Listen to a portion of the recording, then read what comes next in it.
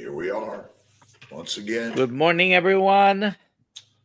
La La Land. This is the Thursday morning Mighty Meetup. It's the 4th of December, 2025. We're in the last month of the year. Good morning, Alia. She was having some technical problems. Good morning, Dr. Kiltz. I'm in Central Florida. Where are you watching from? Put it in the chat. And where are you today, Lee? Yeah, I'm good. I've just come in. This is kind of like what I've been wearing outside because it's obviously getting a bit colder now. Cleaning windows. Where are you located? I'm in Kent, the Garden of England, hence the name. So no excuses for no pastured for life beef over here. Get them on the pasture. All righty. How about you, Dr. Kiltz? I'm in Sarasota today. Tonight, I travel to New York. I'm at a fertility meeting for 2 days, and I'm working on solidifying my travels to London to meet with the team and support the team in the mission of sharing carnivore. So I'm working on it. Nice. That will be basically almost exactly a year since I saw you in person last Yeah, time. isn't that crazy? It's and I came out for like a day. Right. Less than a day, I think. Exactly. Yeah. All right. So if you have any questions, please put them in the chat. We're going to be talking to Lee in a moment. And hashtag KMT for what today, Alia? What is the giveaway? Why don't we give this bird away? Meet my food. Meet my food. Okay. Just a note. A lot of people get here before we start the live stream. The giveaway tool doesn't register the hashtags until the live stream starts. So you have to put it again. If you were trying to put it before, which many people do, you have to put it after it starts to be able to participate in the giveaway. So good morning, Lee. A lot of people know who you are. Maybe some other people don't. So I'm going to let you introduce yourself.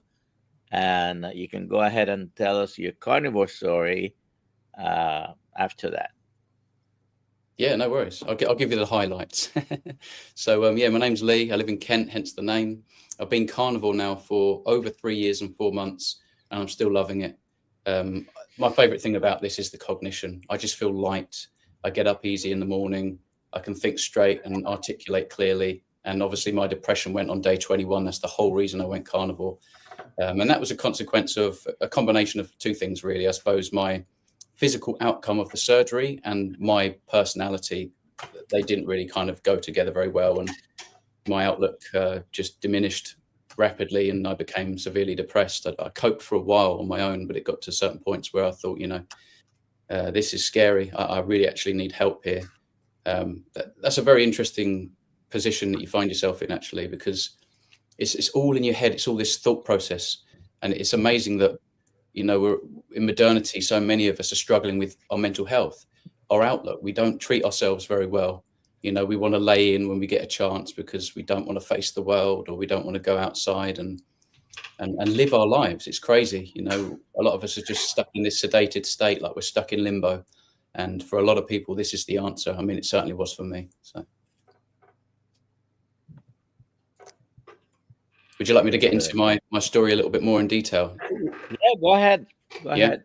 So basically, this all started really in 2012 when I got my diagnosis of ulcerative colitis. I wasn't in my teens. I was sort of early 20s kind of thing. But that was the first time I had an indication that I wasn't optimally healthy. When I sat on the toilet one day, I saw blood. And that's always a bit of a shock, something's not quite right. The good thing was it was kind of a bright red color. And so I'm thinking, well, it's probably lower down. It's too problematic. But went to my GP and he said much of the same thing, really. We've got to get this diagnosed.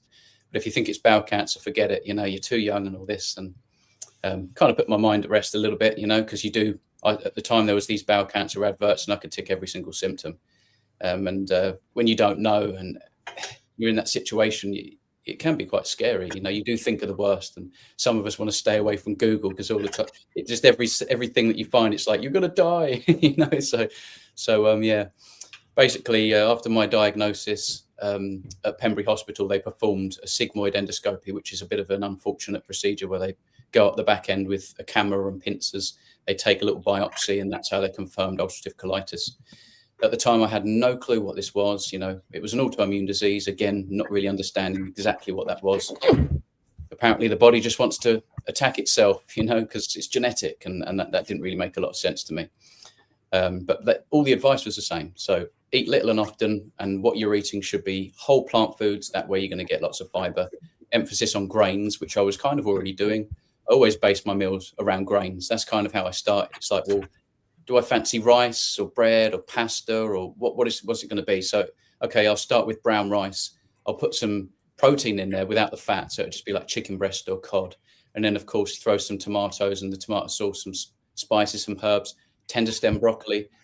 Even now, even saying that, part of me thinks that's kind of healthy, right? How deeply indoctrinated you think, well, that looks kind of balanced. It looks colorful. It looks healthy. And that's so far from the truth, because it's all about nuance. It's all about context. We're all human beings, but we have different weaknesses. And I think in the modern world, we pull these triggers without knowing it, and it exposes these weaknesses. These things that tribes don't really know what they are. If you sort of went and saw even tribes today, you know, you said, you know, do you know what sort of intestinal permeability is? They wouldn't have a clue what you're talking about, and they don't need to. They're just in their own context, in the natural environment, and they have their own intuition and their own instinct, and we've lost that. Modernity has conditioned us to lose our autonomy, and we shouldn't have to become scientists of some kind to figure out how to just survive. It seems so wrong, but that's what we have to do. It's on us. And I didn't realize this at the time. So I followed the man and the woman in the white coat because they know better than me.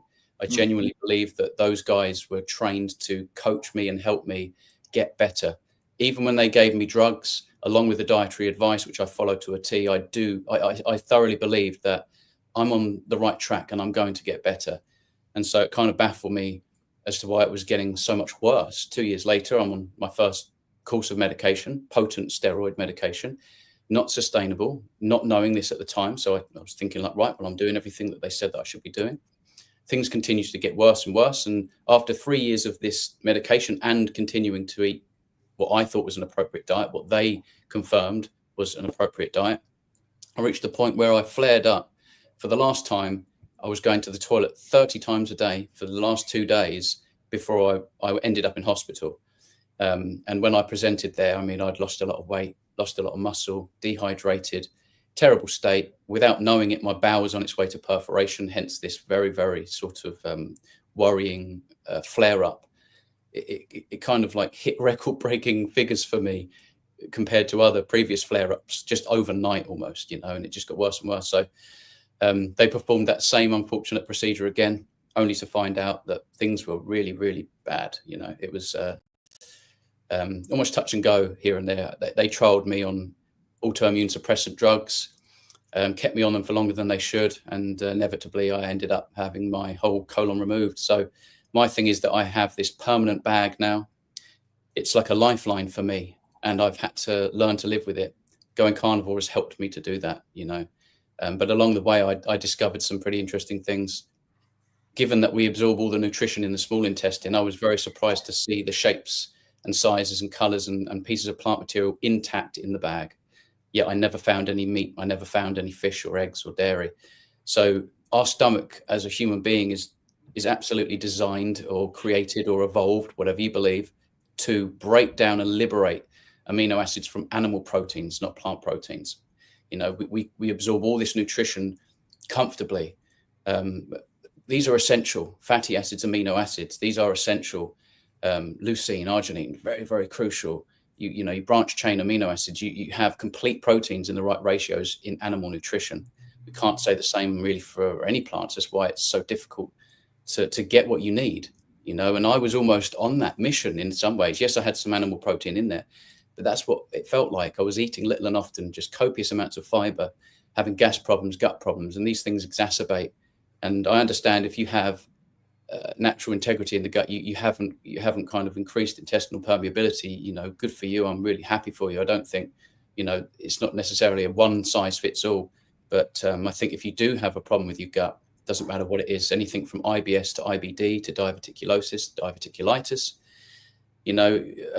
any kind of intestinal failure, any kind of gas problems, the answer absolutely is to remove, obviously, alcohol, obviously highly processed foods, and then I would say, and I would include seed oils in that, but I always like to say that separately, seed oils and whole grains.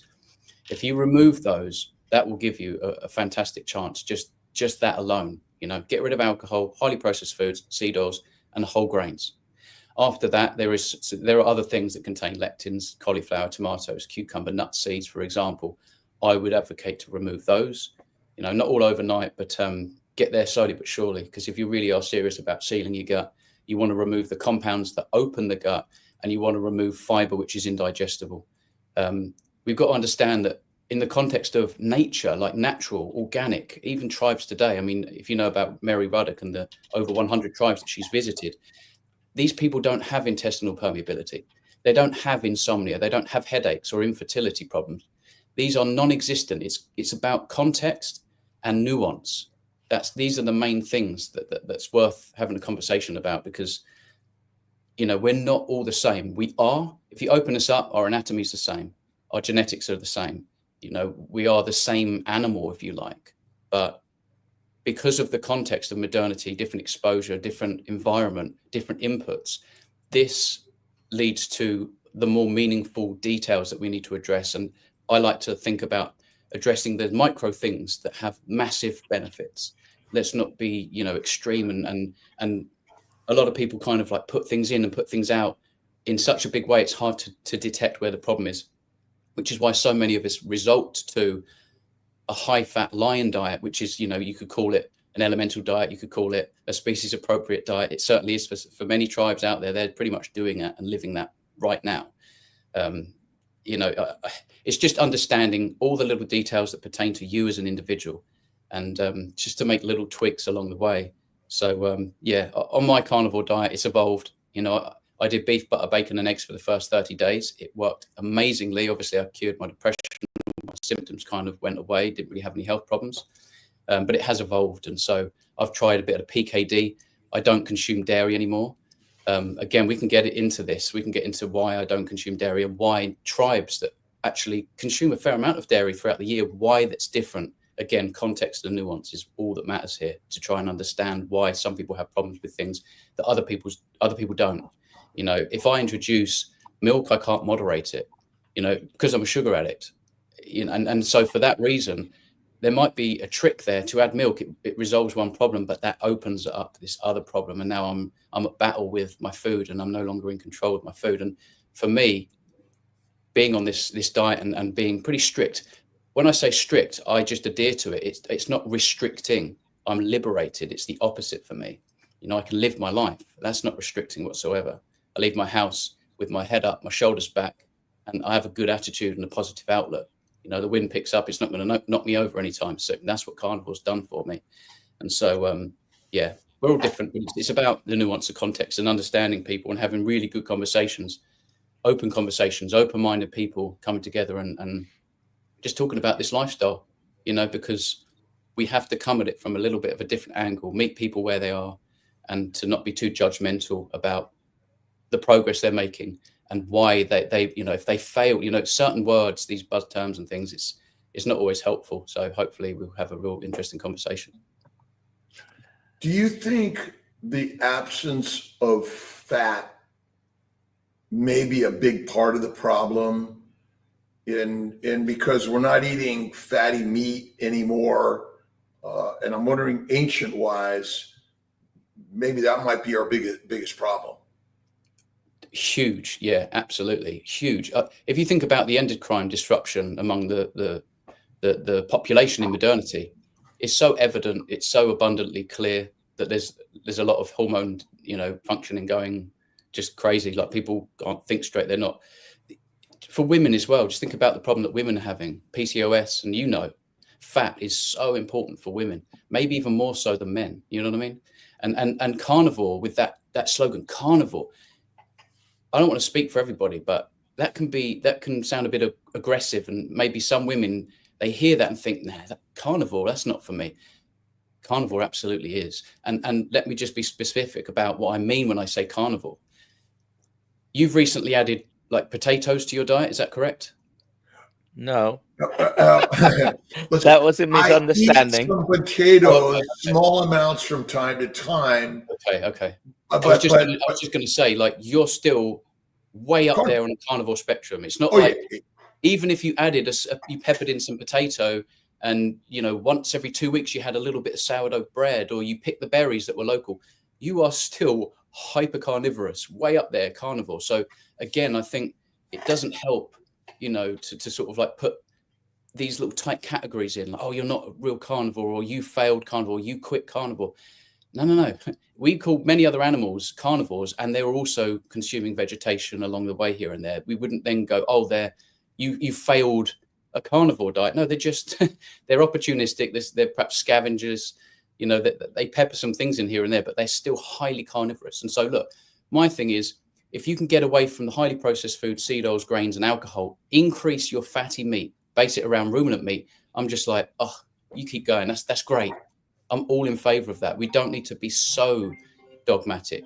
And fat is absolutely essential. Again, let's be specific. We're not saying that the only macronutrients you need is fat and protein. They're actually just essential fatty acids. It's not just fat in general. It's particular fatty acids for, DHA, EPA, etc. It's not just fat, but it's crucial if you want to optimally function as a human being. We ate the fat of the land. We know this to be true. During ice ages, etc., the Paleolithic era, we were consuming abundance of fat. Large herbivores and ruminant animals was the human diet. And genetically, that makes sense. Physiologically, that makes sense. From an endocrine perspective, a nutrient density perspective, a historical perspective, it doesn't matter how you swing this. We are carnivores, and we should absolutely be eating enough fats and enough proteins. If what you choose to do with a small percentage of your diet, totally up to you. In fact, if you don't ever want to touch meat, that's up to you. I don't have a problem with that. That's your choice. It's your life. This is just advice. We're all adults, and so we're going to come away and make our own decisions. I'm not trying to force my religion, so to speak, on you. That's way too much. But for me, I just encourage that people really consider, what are we supposed to eat to function optimally? My brain absolutely loves fat. It loves ketones. My heart loves ketones. I love oxidizing fatty acids for fuel. I don't do well in glycolysis. And this is where the nuance is, by the way, with certain levels pertaining to so-called optimal ranges, which aren't, they're just normative ranges. That's another thing. I don't want people to feel great, look at a number, and out of fear and not understanding how to interpret that, that number, then it becomes so important to them that it forces this change of direction, and all of a sudden, potentially, a sugar addict is including sugar in the diet. They then fall off the wagon completely, and they can't get back for months. I do worry about some of those people, because, again, context matters. Maybe we could have done that out there in the wild. We wouldn't have had such intense cravings. And maybe if we did, it was for a reason. Getting those berries with that fat, increase your Randa cycle, add some subcutaneous fat, survive this really bitter, cold winter that's potentially coming. That makes sense. But in modernity, when you've got these shops loaded with these sugar delectable treats, these very enticing looking packages, look at the ingredients, and it's just 98% of what we find in the supermarket's just not fit for consumption. And even the products, I find, are totally inappropriate, and just we've really lost our way, lost our autonomy. So just because we can eat it doesn't mean it's food. Definitely. Yeah. I mean, in the wild, again, we'd try things, and you can taste, if you've got to spit it out straight away, that real intense bitter taste, the sourness, something in it. Your taste buds tell you. Kids, these children that we feed vegetables, they're trying to tell you. They're screaming, "No, mummy, no, daddy, I don't want this. Please stop." And they haven't lost their intuition yet. They're like a real human being with natural signaling, and they're expressing that as best as they can. And sometimes we But we know better, right? We know better. Fruits and vegetables, that's what you need to get your nourishment. We make this sloppy mush and paste, and we feed it to our child and try and force it upon that child. I've never seen a baby spit out eggs and fat and meat and, milk, right? Lots of fats and proteins, and sure, there's carbs in there too. But of course, it's to grow. It's to allow this baby to develop optimally and develop its skeletal structure. So we're supposed to wean off of that, really, and eat species appropriately, eat locally. And when we do that, it tells the same story again. Hyper carnivorous, up to you whether you want to pepper in the local vegetation when it's in season, when it's ripe. And we, again, in the context of the modern world, we don't have to wait for that season to come along. There's strawberries all year round, there's blackberries all year round, there's cookies, cakes, and even things that we think could be reasonably healthy, baked potatoes and onions and sourdough bread. It's not even real sourdough bread.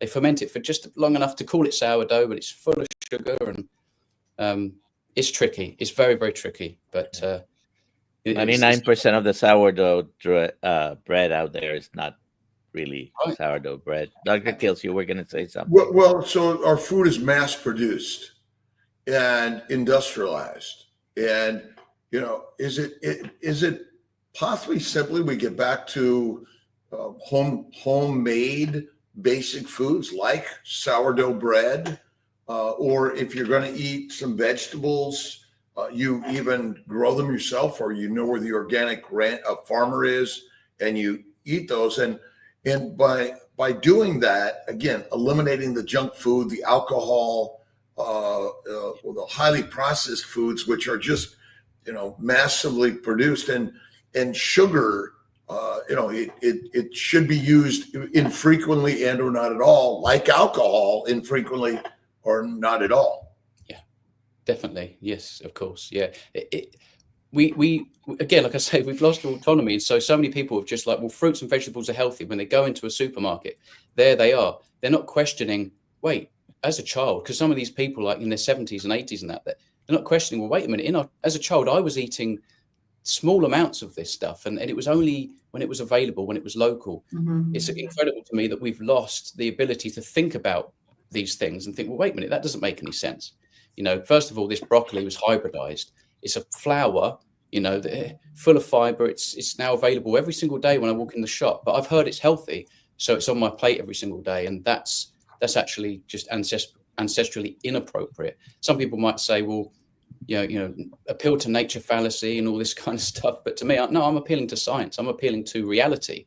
It's not realistic. It is now. It's incredible. But, they're only available because, like you say, mass production of food, industrialization. We've got these vessels shipping us over produce that we shouldn't even potentially know what it looks like. I live in Kent, England. I shouldn't know what a banana is. Yeah, I do. And I've been told multiple times by my doctor that I should be consuming bananas because they're full of potassium. But I think, to quote, is it Dr. Lustig? I think he said something like, if you put potassium in a donut, is that now a superfood? It's nuts. So, yeah. We have a bunch of questions. I suspect we're going to have more. So maybe you can address some of those. Not mine. We should start answering them. Okay. So, well, yours is first. Given your focus on gut healing, are there any specific types of meat or meat preparation methods you believe are superior for digestive health on a carnivore diet? Slow cooked, ground, raw, etc. I added the raw. All right. So for me personally, and I can obviously only speak really specifically when I'm talking about myself, my lived experience. So for me, I've had cooked meats. When I say cooked meats, I mean not just ruminant. I've also had raw meats, and again, not just ruminant, high fat, low fat, different cooking methods, salt, no salt. This stuff breaks down 100% of the time, right? The body does exactly what it needs to do with what we know is real human food. We absorb the nutrition, and it's easy on the gut. If you want to seal your gut, if you're coming from a place of autoimmunity, it doesn't matter what autoimmunity you have. If you have some kind of symptoms of autoimmunity, most likely you have leaky gut. The first job is to seal that gut. And the best way to do that is really high fat ruminant meat, perhaps a PKD style. If anyone's not familiar, paleo ketogenic diet is the Sophia Clements protocol. And that's basically a high fat lion diet, 2 parts visually protein on your plate to 1 part fat Within that 2 parts, you've sprinkled in some organ meats as a compensatory method of fortifying, if you like, the nutrients lost that you would have otherwise got eating a larger bolus of protein. So the idea is that you stay in a more therapeutic state of ketosis. You allow the gut to heal. It's this lovely state where your body heals at a higher rate, but you're also getting all the nutrients you need. That's what I would recommend for anyone with gut problems, in fact, to seal that gut. And also dairy. Just make sure you're on a dairy-free carnivore diet, because the casein protein can also poke holes in your intestines, in simple terms. So just do you eat raw meat? Do you eat raw meat? I eat raw meat. Yeah, I eat raw meat to some extent every day. When I cook ground meat, I cook it what looks like 50% all the way through, and then I take it off the heat, and I'll just continue mixing it around. If I'm going to add something like fish to that afterwards, I may do that. Right. Suet, marrow, things like that, and just eat it like that, and it's fine. I've eaten raw meat from stores, raw meat from the butchers. I've not had a problem myself. Again, that's something that you need to make a decision about, but you don't have to. And if you're suffering with autoimmunity and you want to seal the gut, you adopt something like a PKD diet, a high-fat lion diet. You do not need to eat raw. I would just suggest don't cook it all the way through, like until it's dry. And I think that there's a natural progression that we all undergo, is that, the more we do this, the more our body seems to tell us, actually, back off the cooking process. So don't worry about being perfect overnight. Give it time. Your body will tell you. You'll find, that juicy steak the other day, that was nice. Oh, I might try it rare this time. And I absolutely love my steaks rare. If I'm going to have steak, I cook it up rare. And if, a lot of the time I'm having ground beef. People think perhaps I'm just eating steaks all the time and it's easy, lucky me. No, I'm eating ground beef most of the time. I have sort of combinations of brisket and suet thrown in there. Heart is quite reasonable in terms of price. Liver, of course, kidney. If you just have these sprinkled in, that reduces the price. And you also just, it's just full of nutrition. Every time I eat these meals, I always feel fantastic. And even if you can't finish the meal, pop it in the fridge and have it cold. I love that too. All that the fat when it's at room temperature or it's cold, I actually love that. So there's no specific protocols in terms of cooking methods that would help you with your gut. I think just eat fatty meat, base it around ruminant meat, stay away from plants, stay away from dairy. Basically. Dr. Kiltz? Milk products that are fermented, like kefir and yogurt. What are your thoughts where those fit in? They're better because obviously you've not got the sugar element as much. If you have autoimmunity, the denatured quality of these proteins actually is better for you than a raw product, most likely. If you have autoimmunity, you're going to be more sensitive to raw. We've also got to consider that the way we produce dairy is nothing like the tribes produce dairy. Again, have a look at Mary Ruddick and her work.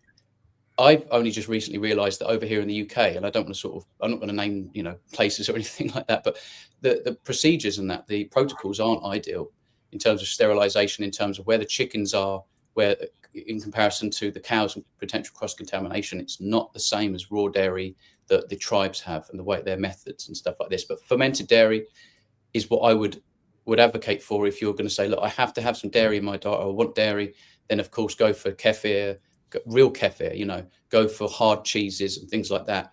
But consider that like 80-90% of the protein is casein protein. And even for the most sensitive people with autoimmunity, even ghee is not recommended. And so for me, if you're serious about fixing autoimmunity, get rid of all dairy, even butter. Don't even cook with it. Okay. We've got to consider as well, it's not much older than agriculture for people to consume so many eggs, so much dairy. And I'm not here to upset people. I'm here to express myself honestly and just give my opinions and my takes on things. But, you've got to consider that maybe it's only the last 11,000 years we've been able to eat so many eggs every day. We didn't have chicken coops 14,000 years ago. We didn't have just eggs available in nature. So every member of the tribe can have 8 to 12 eggs every day. That's so unrealistic. And of course, eggs are absolutely fantastic. I'm not putting them in the same category as plants. So please don't conflate that. I'm just simply saying that because of the nuance, some people don't do well with the whites. Some people don't do well with such high calcium in the diet. This has an antagonistic relationship with magnesium, which can explain why some people can still get the eye twitches, the cramping in the night. And it's not about total amounts, it's about ratio. Okay, so it's all about ratios. We look at nature, we look at blood, we look at fish, we look at ruminant animals. calcium, magnesium is 1-to-1. The moment we start consuming eggs and dairy, calcium offsets magnesium at such a high rate that could potentially have a downstream deleterious effect. I'm not making any like cause and effect claims here. There's of course nuance, and we're all different. But I've noticed I do better without dairy. I do better without eggs. I'm not so keen on monogastric meat, though. Again, if you can get high quality pork, high quality chicken, pastured pork, pastured chickens, perhaps the pigs are eating almost nothing but acorns.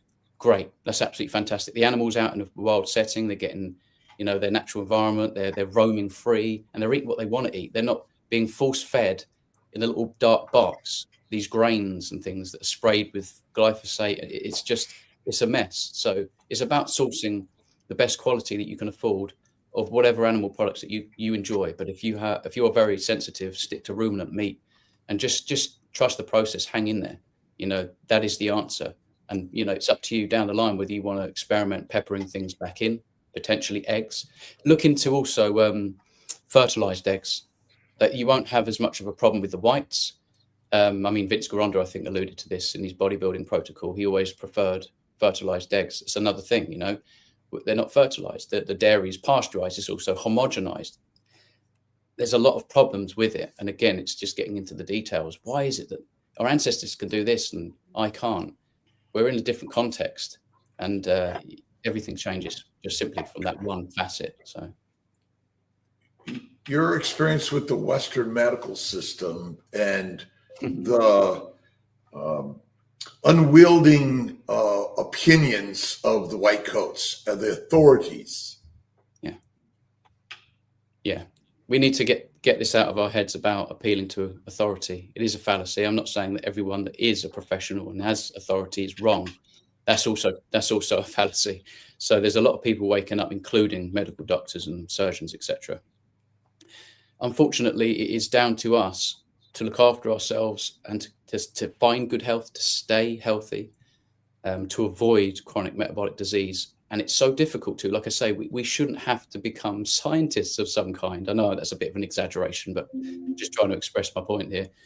Becoming scientists so that we don't get some horrible diagnosis. That just seems insane to me. But unfortunately, we have to educate ourselves to a point. Now, I'm actually a big common sense guy.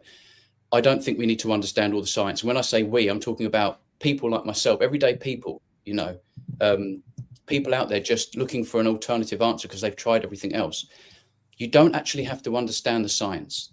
If you went into the wild right now and you asked a tribe member, what do you do for your skin? They'd probably look at you like, I don't know what you mean.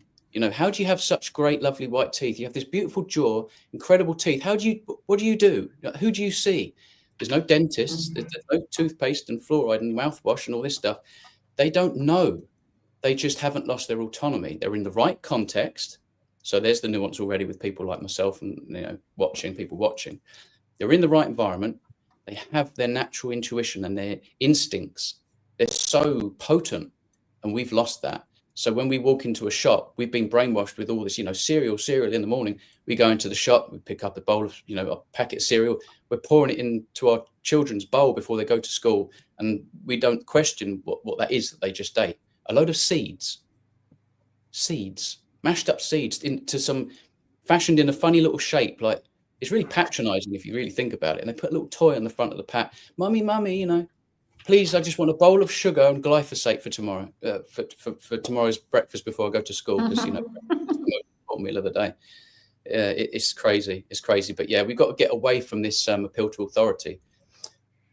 If I wanted to find out about sort of, I don't know, kidney problems, it's probably a good idea to talk to someone who's had kidney problems. If you want to know about gut health and you want some advice, feel free to come to me, because I've lived it. I've lost my gut. Through that, I learned a heck of a lot, more than any textbook could teach me, because they don't teach you this stuff. And any kind of literature that you seek to find out information that you think is going to be helpful, I want to get healthier. It's so confusing. Not only is it conflicting, but they still echo these lies. They are lies because it's come from a very corrupt history. That was a foundation. And it's this, like Ken Berry says, the echo of these lies, confirmation bias, etc. And losing our autonomy. You get your qualifications and it's like, this is the diagnosis, this is the drug. this is the protocol, and we sort of keep keep saying the same spiel. It's like it's a script, but it really shouldn't be that complicated. I made this silly little video the other day about kind of a caveman and me, and I've gone back in the past and I'm sort of asking the caveman, what's the ideal protein to fat ratio? They're sort of looking at you like, I don't know what you think. Real carnivores don't have, that you need claws and fangs, and he's like, tools. It's just basic common sense stuff is how perhaps we can reach some people. Well, isn't it likely this term essential? Okay, essential fatty acids and amino acids. Mm-hmm. Are those possibly untrue? No. And I'm very, very confident because we can't synthesize them. This is why I believe, and no offense to anybody, but this is why beans seem to shrink. DHA, EA, B12, heme iron, choline. We're trusting science. Remember, part of the problem is we're all this omega-3, omega-6, all these numbers. What is the species appropriate diet that humanity evolved on? Animals. Meat. Yeah. Meat. Okay. They didn't say, well, what ratio do we need? They eat meat. No, exactly. And so, in fact, I guess the question is sugar required in our diet? No. Not in the diet, no. But when we use the word sugar, what are we talking about? Say that again. When we use the word sugar, what are we talking about? Carbohydrate or simple sugar. It doesn't matter. Well, it's the same molecule potentially that we're talking about. Are there sugars in meat? Sure. Trace glycogen. Yeah. Oh, no. There are many sugars in meat. Every cell of every organism contains a vast array of sugars. But it's not a vast array of fats and amino acids. But it's not very high carbohydrate content at all, is it? Because it won't. We can tell when we look at the glucose reaction in the blood. Well, right. But that's because that's our scientific belief system. It's just like you should be skinny. Like, what animal wants to be skinny? None. Probably none, but they all kind of are, aren't they? Well, no, they're not. They're appropriate size. But if a bear does not get fat enough, and many animals, remember, they must get fat to survive migration, hibernation, gestation. Right. What do they do? What do they do to get fat? Well, they eat their species-specific foods.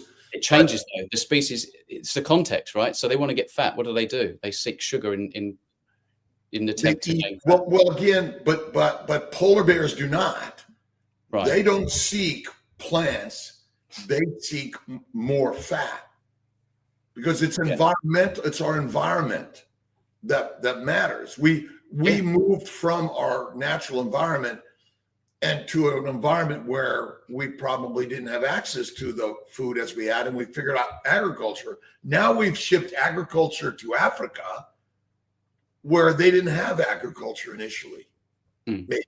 Yeah, they're becoming more westernized, and right now. So, again, I still think our science, even in the keto carnivore world, is not so accurate. But it's not when you say our science. I mean, we're talking about hard science here. So biochemistry, human physiology. Be careful. Hard science. Okay, when we use the word hard science, again, all science is human beings in a laboratory and giving hypotheses and theories. So I'm just throwing out the idea that our real problem is, again, this idea of you need your proteins. Do you need more protein or more fat to eat? It depends. Context and nuance. Right. I'm just, again, because we're questioning authority. I even think our scientific foundation, hard science, ain't so hard. That's all. All I would say about that is that you can take some sort of elementary chemistry and some of the things aren't quite right. And then that change, but it's almost like it's digestible. And then we shift and then it gets more advanced and then that changes. And then some people go into what we call nutrition science.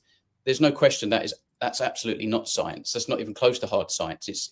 It's kind of a joke because you can't control for human beings. We're talking about different phenotypes, right? Epigenetics. There's so much nuance there that you can't sort of copy and paste this thing and apply it to another population.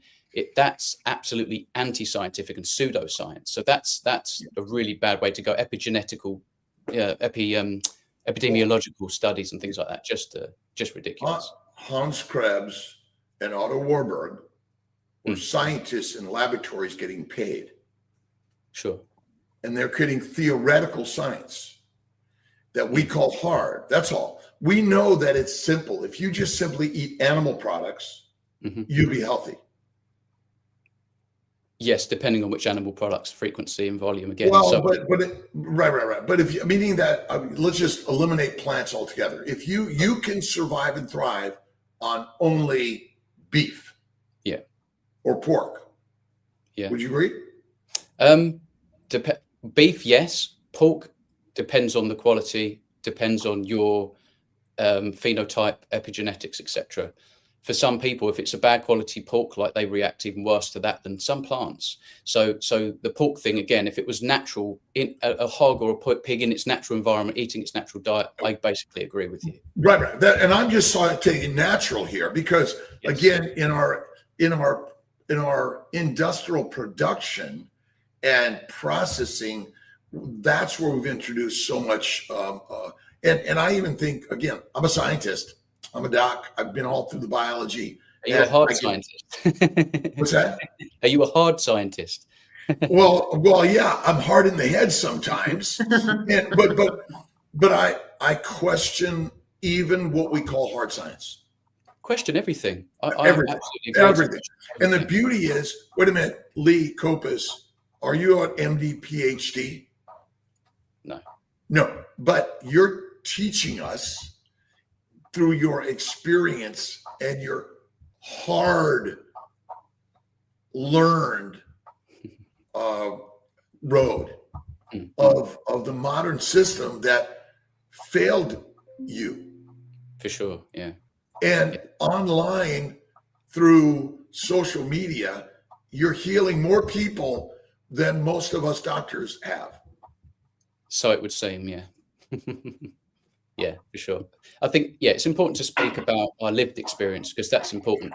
Many people will call it just an anecdote, but it's not just an anecdote. Like, you can't take something away from someone. If someone tells me I added pineapple this much once a day and this happened, I'm going to give them the benefit of the doubt. I'm not going to just sort of go, no, impossible. It's a plant. I'm part of this new cult now, and I couldn't even possibly open my mind to consider that's a possibility. I question everything. I'm open and I listen to people, and I don't call those people liars. I think, if you start meditating and you do some breath work one day and you feel a benefit, more power to you. How can I not get behind that? I might even be inspired to give it a go myself, But I think, it's important to talk about your lived experience and anecdotes. It can't just be a coincidence. So many people have come to me, emailed me, their fathers, their mothers, on behalf of their children that had what I had. They found my videos, my channel, and they've been inspired to change. They've sort of followed my instruction and my guidance. They're out of trouble. They're in remission. They're off of medications. I'm not talking about 3 or 4 people here. I don't know what the figure is, but I'm talking about probably hundreds. So I love that. And they've been failed by their professionals, not intentionally. That's not what I'm saying here. It's confirmation bias, and unfortunately, lack of education. They don't know about nutrition, and they actually think nutrition science is a science. It's not. If we think about what rigor it takes for something to be classed as an actual robust scientific experiment, because that does exist, that does not apply to human beings, because you cannot control for human beings. That instantly throws it off. So there is no hard science, because no matter who we are, we're biased. Human beings are biased, period. And I'm just throwing out that there's so much that we throw out in our medical world and our hard science because of it's still back to authority. Sure and no. I think you could even put science as an authority. You could just put that in a box itself. Like, I worship science, right? You could worship anything and put it on a pedestal. Again, yes, you have to question everything. Yes, you have to be open. But when we try over and over again to disprove the hypothesis, and we can't seem to do so, and time again, we get the same results, the same conclusion, that's very, very difficult to ignore. I mean, we do know about nutrients in foods and how we're getting nutrients more bioavailable for meat as opposed to plants. There's no question. You can have a look at the protein they're made of animal cells, right? Proteins, bioavailable proteins that we we break these down into amino acids, peptides, absorb them, and then we rebuild these and constitute them around the body. Muscle protein synthesis. We know this. There's absolutely things we can observe, and measure, not estimates like the normative ranges and blood tests and all this kind of stuff. This is all guesswork. This is all estimates, but there are absolutely things that we can look at. We can perform a very robust, rigorous scientific experiment and get time and time again, just confirmation over and over again. Yes, yes, yes. Hard science. That's what we call hard science. We're always trying to disprove these things. But when I'm talking about nutrition science, it's a joke, which is why we have so much conflicting information. That tells you that's not hard science. Hard science doesn't have this conflicting results all the time. And then we go, oh, well, let's just go with A. We'll go with A. That's the answer. That's the hard science. No, we come out with the same conclusion. The nutrition studies are where it fails. There's no consistency because there's no rigor. There's no scientific discipline. It's a joke, There's a big difference between those two things. But saying that, again, I'm a common sense guy like the ancestral lens. When I'm working with somebody, I don't need to try and get into the science. They don't need to understand any of this stuff on a deeper level. They just want results. They just want to feel better. And it seems that when they come away from plants, they come away from dairy a lot of the time. They're consuming to satiety every day, fatty ruminant meat, potentially some fish, potentially some eggs, etc. They get better. They feel better. Their problems go away. And that's that's the mission. A simplicity to the story that ultimately heals most of us. That probably is the most important thing you and so many of us are sharing online, and that a powerful story. Yes, it's the people's stories, people's turnarounds, the outcomes. Like, to me, I don't like to see people suffering. And actually what's even worse is when they're struggling, they're desperate for an answer, but they just can't find it because it's so hard. It's so confusing to try and figure out through all this conflicting advice. Where do I even start? Why should I believe you? And believe me, right? I'm a window cleaner. Some people do not want to take their nutritional advice from me because I'm a window cleaner. But I've lived this life. I've lived alongside other people that are living this life. I'm in contact with some incredible people all over the globe that treat their patients this way, using food and lifestyle as a cause and root cause protocol. We're actually meaningfully addressing these people's problems from a root cause level and not surface level by addressing symptomology with some drugs. It's trying to get people away from this thing like, listen to authority, drugs are going to help, and balance and variation, etc. All this kind of stuff, colors all the time, relentless eating, over consuming. I'm just supposed to snack on almonds and drink water in between meals because my body just wants constant water and food and fiber, and I'm supposed to be digesting. No, absolutely not. Super simple, once or twice a day, I would say for most people, maybe 2 or 3 for women. Get the fat in, get the protein in, make sure it's from animal nutrition, it's bioavailable. And I'm not saying I don't care about the science. I really do. But for when we're talking about helping people who just want results, that's all they care about, is how I want to feel good. I don't want this pain and this suffering anymore. But it's very difficult because there's no such thing as a perfect sentence that you can just deliver to someone and all of a sudden they're like, right, convinced, I understand exactly where you're coming from. I've got all the confidence in the world. I know what I'm doing now. I'm going carnivore tomorrow and I have all the answers. That's not even realistic. And so this is hence why we're coaching. What was Jesus Christ's profession? Carpenter, like Harrison Ford. So again, we're human beings on our life journey of knowledge and sharing and helping. And so I would take much advice from a window cleaner who will go up on heights that I would never do. But again, it's an honor to have you on today and sharing your passion for healing our brothers and sisters. You bet. Absolutely. This is the mission we're all on, I think. This is why we're having this conversation right now. It's not because we're not trying to help people. I mean, look, let's face it, right? I'm not saying I have all the answers, but for a long time now, I just function well. My brain works. Life is good. I always say life is on easy mode.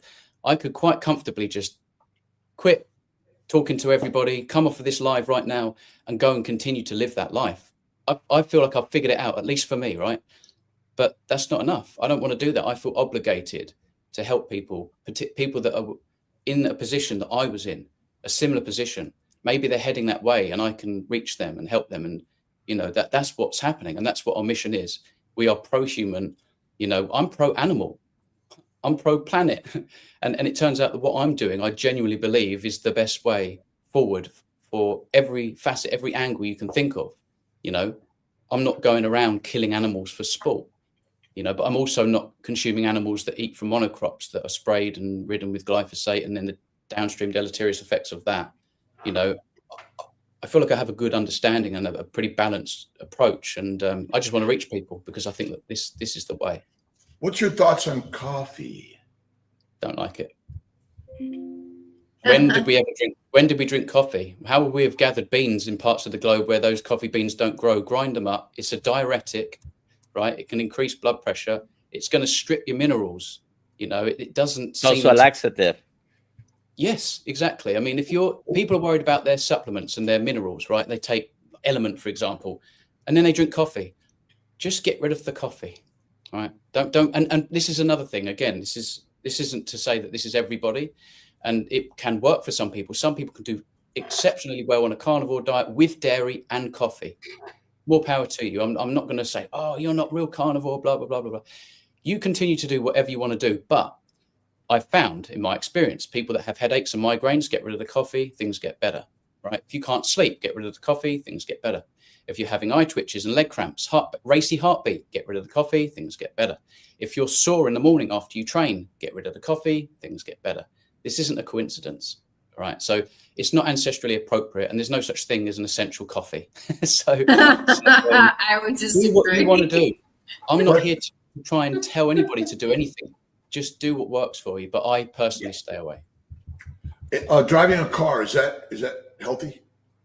It's sometimes necessary regardless, but this is something we can control. I don't think we can control that we have to have a mobile phone connected to mobile data, an email and an address and all that. We can't control certain things, but we can control the things we consume like coffee. And so if it is something that's potentially causing you a problem, set yourself a challenge and get your answer. If you don't have a problem with it, you go, well, look, that didn't go away. I think I want to just enjoy my coffee. You go ahead. Who am I to tell you not to drink coffee? I'm not ever going to try and convince anybody not to do something. I'm just here giving people advice. We can, you're going to go away and do what you want with that. And that's your thing, your life, your business. Dr. Kiltz, we have a lot of questions. Go for it. Thank you. Let's do it. I just want to say Let's we've do been it. drinking coffee for 575 years per AI since sometime in Egypt. Let's do a rapid fire round of Yeah, okay. questions. Okay, what are your thoughts on supplements I just started taking? L-citrulline maltate 2-to-1 powder nitric oxide boost citrulline maltate supplements, and then there was another one, CoQ10. We can get all this. We can get all these benefits from eating food and living an appropriate lifestyle. If you get outside in the sun, you don't need L-citrulline. It's not. What I would say about supplements is they're a great diagnostic tool. If you take a supplement and feel better, you've got then questioned, why is it? Why am I feeling better when I introduce a higher amount of that particular nutrient, for example? And then you go, well, wait a minute, maybe I need to get some fish in my life. So if you take iodine and you feel better, well, maybe you need to have a look at the diet. Why am I not getting enough iodine? That would be my thing. But CoQ10, eat some beef heart. Just eat sort of a nose to tail style diet. We can get everything. If you have histamine problems, eat some kidney. There is an answer to all this. And when we talk about a balanced diet, I'm a big believer in a balanced diet. And I think that we acquire that effortlessly when we make our way through a ruminant animal. That is the balanced diet for human beings. There's everything in there. There's every answer in there to every problem. There really is. And you just have to trust the process. And there will always be nuance because of the context we're in. And that's why it matters so much. But I'm not against supplements like I'm not against medication.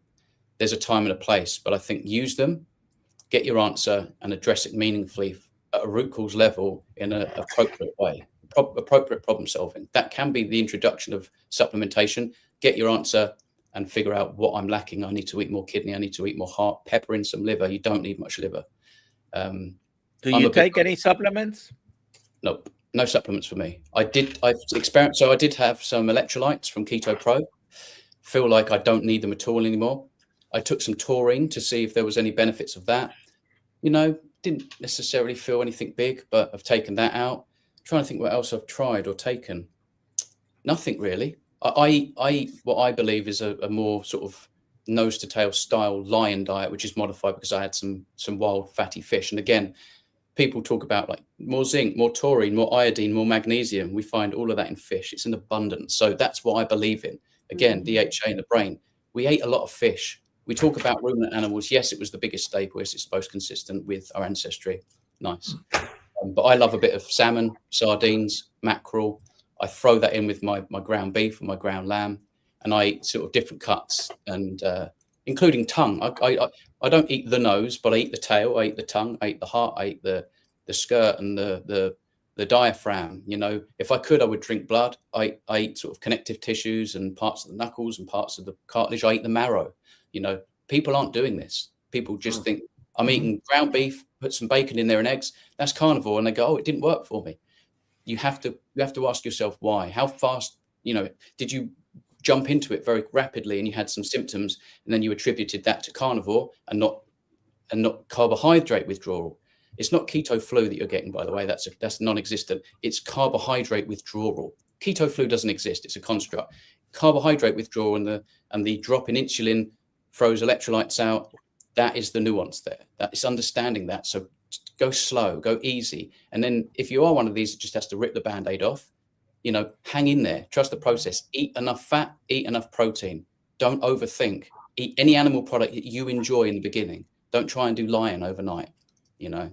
And if you are having problems and you still want to get to the bottom of it, come see someone like myself, Dr. Kiltz. There's many people that I would recommend, you know. If it's bloods, go and see Coach Stephen. You know, there's so many people out there that can help. What blood tests do you do on a regular basis? None ever. Not interested. I feel great. Alia, next question. Yeah. How does eating fat affect your bag?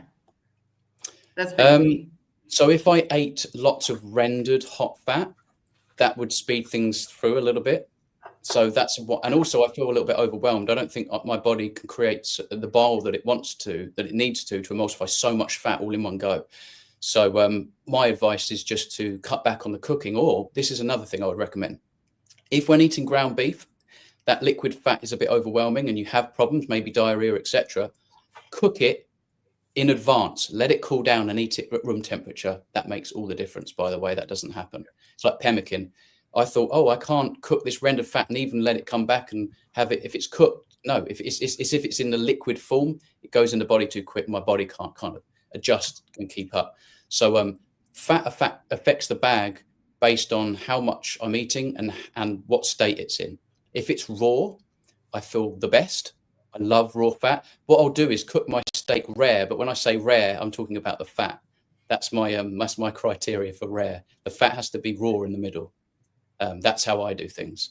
If you're not there yet, don't worry about it. And if you do okay on rendered hot liquid fat, carry on, you know. But if you are having issues, you feel a bit overwhelmed. Some people think like, oh, I got a bit nauseous after eating the ground beef and that. Let it cool down and eat it cold, or don't cook it so much. But do what you're comfortable doing. You know, it's incremental changes. What do you do to increase the fat? Is a question from Brisket Boomers. So I favor marrow because I don't like dairy anymore. I mean, I used to love butter, but it just didn't agree with me so well. I would start to get a little bit more twitches and cravings. And so, again, if you're trying to give up sugar addiction, maybe you just need to get rid of all the dairy, even the cream in your coffee, etc. Yeah, I like marrow because I think that's super ancestrally appropriate. Add suet. I mean, for people that can do eggs and that, feel free to add some egg yolks. I prefer duck eggs for that reason, you know, a little bit more nutrient dense. But that's what I do, really. I get my butcher to sort me out. So they give me fat trimmings. I get free lamb fat because I don't like to put that in sausages because of the flavor and that. So just build a relationship with your butcher. It doesn't take long. They figure out what you like and tell them what you like. And when they come in, they'll often go, oh, I've got a lovely bit of this and that for you, you know, because they get to know you a bit. So that's what I'll do. All right, let's do this giveaway. Here we go. And the winner is Dr. Kiltz. Squeaky. Almost. Yeah, Dr. Kiltz keeps winning. Squeaky E4070, please email me with your name and address, alia@drkiltz.com, and we will get you a t-shirt. Meet my food t-shirt. Have fun. Okay, congratulations. If someone wants to get in touch with We have more you, questions, but we don't have more time. if someone wants to get in touch with you, how do we find you? Where? So obviously I'm on YouTube under Kent Carnivore. Feel free to email me, leecoopus3@gmail.com. I've just set up my own community, which I'm working on, want to build. It's all for the people. You know, I've just come away from this carnivore retreat in Spain, and it just drummed home to me how important the social aspect is. We shouldn't be eating alone. We shouldn't be on our own on this journey. We do need to support each other. And human connections are so vital for optimal health. Absolutely. So feel free to join my community. If I'll give you the link, you can drop that below perhaps afterwards. But, you know, just search for Kent Carnivore and you'll find me. I'm willing to talk and converse. And How young are you, Lee? I'm 38 years young. Cool. We're really blessed to have you. I thought you were 27. No, I was, my oldest son is 38. Right, that's my colon. 28 is basically a decade ago. So the number of people suffering from colon cancer, IBS, Crohn's is on the rise, and this is important to share these ideas that basically a significant plant low-fat diet is deadly for humans. For sure, agreed. Simple. Agreed. Yeah, very cool. All right. Thanks, Thanks for having everybody. me. Yeah, Cheers. thank you for being here. See you guys later.